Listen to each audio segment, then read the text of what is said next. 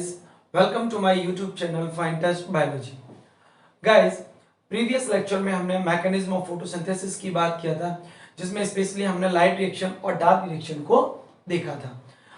इस लेक्चर में हम बात करेंगे बेसिक रिक्वायरमेंट्स ऑफ फोटोसिंथेसिस।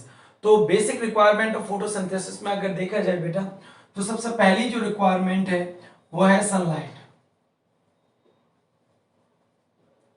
ठीक, सनलाइट वो रिक्वायरमेंट है फोटोसिंथेसिस प्रोसेस के लिए जिसके बिना फोटोसिंथेसिस जैसी प्रोसेस कंप्लीट हो पाना बहुत मुश्किल है। सनलाइट के अंदर अगर हम देखें तो तीन रेज हमको नजर आती है। सबसे पहला जो होती है हमारी वो होती है, हम बात करते हैं सबसे पहले विजिबल रेज की, जिसमें स्पेशली बेटा 7 कलर्स हैं। वो 7 कलर्स जो आपको रेनबो में नजर आते हैं, उन्हीं 7 कलर में से बेटा 3 कलर ऐसे हैं जिनमें फोटोसिंथेसिस प्रोसेस के होने के चांसेस जो है वो सबसे ज्यादा माने जाते हैं। जैसे रेड कलर, ये जो कलर है वो फोटोसिंथेसिस की रेट को हायर कर देता है। इसके बाद बेटा ब्लू कलर है और उसके बाद वायलेट कलर। सबसे ज्यादा जो हाई रेट रहती है फोटोसिंथेसिस की वो किस में रहती है बेटा? रेड कलर में।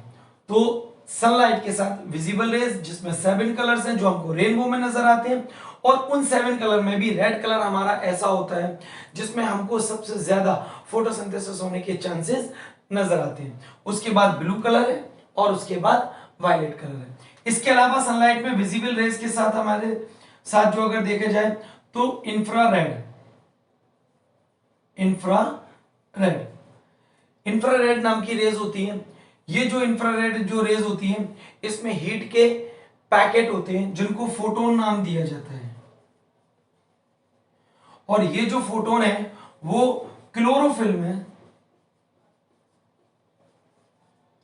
जो मैग्नीशियम आयन है, मैग्नीशियम 2 पॉजिटिव मैग्नीशियम आयन उसको एक्साइटेड करता है, तभी उससे इलेक्ट्रॉन रिलीज होते हैं और उन इलेक्ट्रॉन्स को फोटोसिंथेसिस जैसी प्रोसेस के लिए यूज किया जाता है।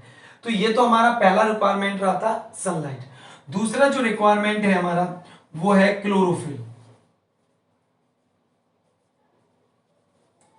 क्लोरोफिल बेटा फोटोसिंथेसिस के लिए सेकंड बेसिक रिक्वायरमेंट्स है, और ये जो क्लोरोफिल जो है वो एक ग्रीन पिगमेंट है।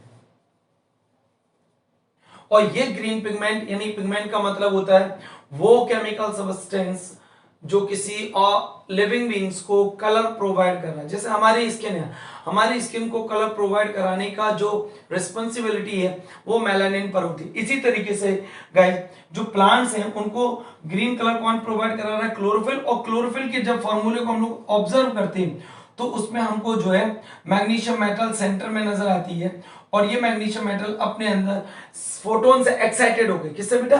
फोटोन। जो इंफ्रारेड सनलाइट के साथ जो दूसरी रेज निकल कर आती है, पहली कौन सी है बेटा? विजिबल रेज, और दूसरी कौन सी? इंफ्रारेड। तो ये इंफ्रारेड में फोटोन्स होते हैं, फोटोन्स जो है क्लोरोफिल को एक्साइटेड करते हैं, स्पेशली मैग्नीशियम मेटल को, और इलेक्ट्रॉन जो है वो रिलीज करता है। ठीक है, और ये क्लोरोफिल कहां मिलेगा? अगर हम किसी लीफ का सेक्शन देखते हैं तो वहां पर हमको 2 तरीके की सेल्स नजर आती हैं। कुछ सेल तो हमको लॉन्गिट्यूडनल नजर आती हैं, कुछ हमको स्फेरिकल सेल्स नजर आती है, और इन सेल्स को हम लोग जो है मीजोफिल सेल्स कहते हैं। और इन मीजोफिल्स में जो सेल्स इलोंगेटेड है यानी कि साइज में लॉन्ग है उनको बोलते हैं पैलिसेड सेल्स, और जो स्फेरिकल है इनको स्पॉन्जी सेल्स का नाम दिया जाता है। और इन दोनों सेल्स में स्पॉन्जी सेल्स के कंपेयर में जो हमारी पैलिसेड सेल्स है, ये वाली जो सेल्स है, इनके पास क्लोरोफिल ज्यादा होता है, क्लोरोप्लास्ट ज्यादा होता है, तो ये फोटोसिंथेसिस में ज्यादा पार्टिसिपेट करते हैं।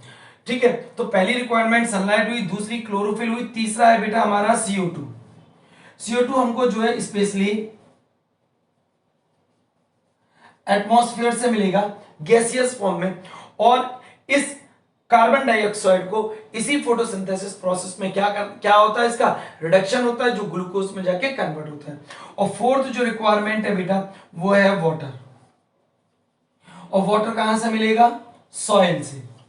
तो चारों बेसिक रिक्वायरमेंट्स पे सारे लोग जो है वो गौर करेंगे कि सनलाइट हमको किससे मिला, सन से, जो अर्थ पर सभी लिविंग बीइंग्स के लिए एनर्जी का सबसे बड़ा सोर्स है। सेकेंड होता है हमारा क्लोरोफिल, जो ग्रीन पिगमेंट है, प्लांट्स को ग्रीन कलर प्रोवाइड करा रहा है, फोटोसिंथेसिस में हेल्प कर रहा है। CO2 का जो सोर्स है वो एटमॉस्फेयर है, और वाटर का जो सोर्स है वो सॉइल है, जो वाटर रूट के थ्रू एब्जॉर्ब होकर कहां तक पहुंचता है, लीफ तक पहुंचता है। तो ये 4 रिक्वायरमेंट्स है हमारी बेसिक रिक्वायरमेंट्स।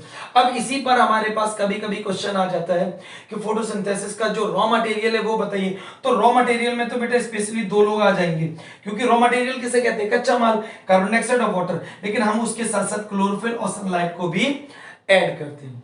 इसी में एक टॉपिक और पूछ लिया जाता है बेटा हमसे क्वेश्चन में कि फोटोसिंथेसिस प्रोसेस को अफेक्टेड कौन कौन कर सकता है। तो अगर एक्सटर्नली देखें, हम बाहरी तौर पर देखें, सनलाइट अफेक्टेड कर सकती है।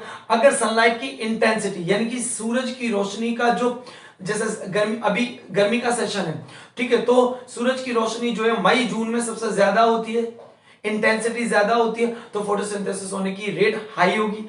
अब जैसे रेनी सीजन लग जाता है या बरसात या विंटर आ जाता है, तो सनलाइट की इंटेंसिटी कम हो जाएगी, तो फोटोसिंथेसिस की रेट भी कम हो जाएगी।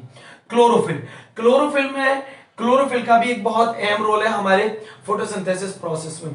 क्लोरोफिल में जितना हमारा मैच्योर होगा, जितना वेल डेवलप्ड होगा, उतना रेट को हमारा फास्ट करेगा, और जितना हमारा लेस डेवलप्ड होगा, ठीक है, तो वो उतना ही कम होगा। साथ ही साथ कार्बन डाइऑक्साइड और वाटर भी, अगर कार्बन डाइऑक्साइड एटमॉस्फेयर से एक अच्छी अमाउंट में मिल रहा है बेटा, तो जाहिर सी बात है फोटोसिंथेसिस की रेट हाई रहेगी, और अगर अच्छी अमाउंट में नहीं मिल पा रहा है तो लो रहेगी। इसलिए क्या कहा जाता है कि प्लांट्स और एनिमल दोनों एक दूसरे पर एक दूसरे से इंटरलिंक्ड है, एक दूसरे से कनेक्टेड है। प्लांट्स हमारे बिना नहीं रह सकते, हम प्लांट्स के बिना नहीं रह सकते। और इसी तरीके से वाटर, अगर वाटर भी कम पहुंचेगा तो फोटोसिंथेसिस की रेट पर इफेक्ट पड़ेगा, और वाटर एक अच्छे अमाउंट में पहुंचेगा तो फोटोसिंथेसिस की जो रेट है वो अच्छी रेट में कंप्लीट होगी। तो इस इतने से पोर्शन में मैंने आपको 4 बेसिक पॉइंट बताए जो फोटोसिंथेसिस के लिए बहुत ही ज्यादा इंपॉर्टेंट थे। First sunlight, second chlorophyll, third CO2, और फोर्थ है क्या, हमारा वाटर। ठीक बेटा, अब ये जो चारों बेसिक रिक्वायरमेंट्स है, अगर इनमें से कोई भी एक एब्सेंट होता है या किसी की क्वांटिटी कम होती है तो फोटोसिंथेसिस पर इसका इफेक्ट पड़ता है। ठीक बेटा, तो ये हमारे लिए बहुत ही इंपॉर्टेंट पॉइंट था। यहां से हमारे लिए बहुत सारे मल्टी चॉइस क्वेश्चन जो है वो बन सकते हैं, फिल इन द ब्लैंक्स भी बन सकती हैं, और जो ट्रू फॉल्स हो सकता है वो भी बन सकता है। ओके।